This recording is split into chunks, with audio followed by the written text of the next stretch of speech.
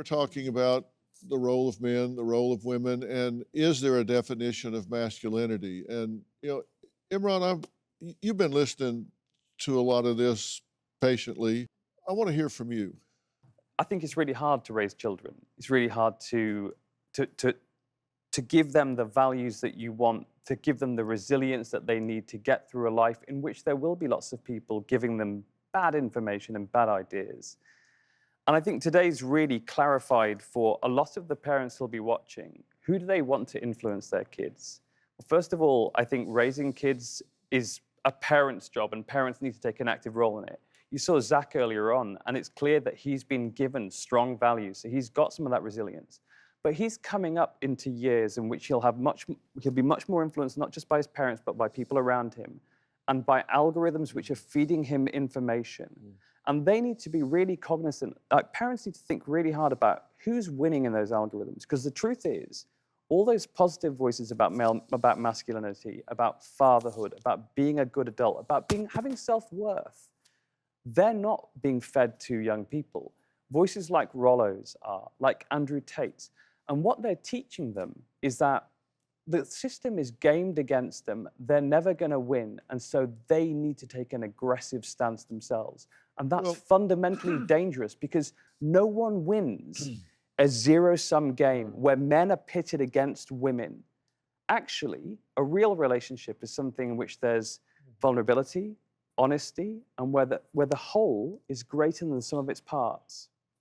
I always say to parents, you're not going to be the only voice in your child's ear, so you damn sure better be the best voice in your child's ear. And we don't want our kids raised by social media. You're talking about the algorithm is geared to give them the sensational, give them the controversial. Why are we just defaulting to letting our kids be programmed by some algorithm?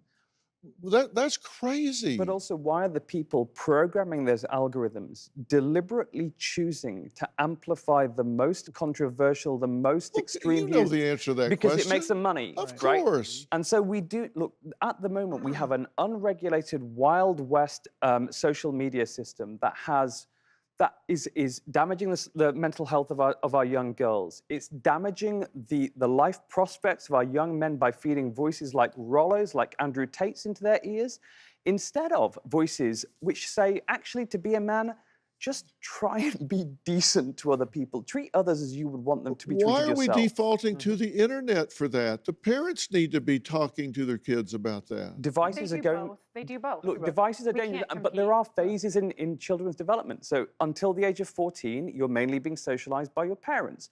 14 to 24, the transition to adulthood, you're increasingly it's peer groups.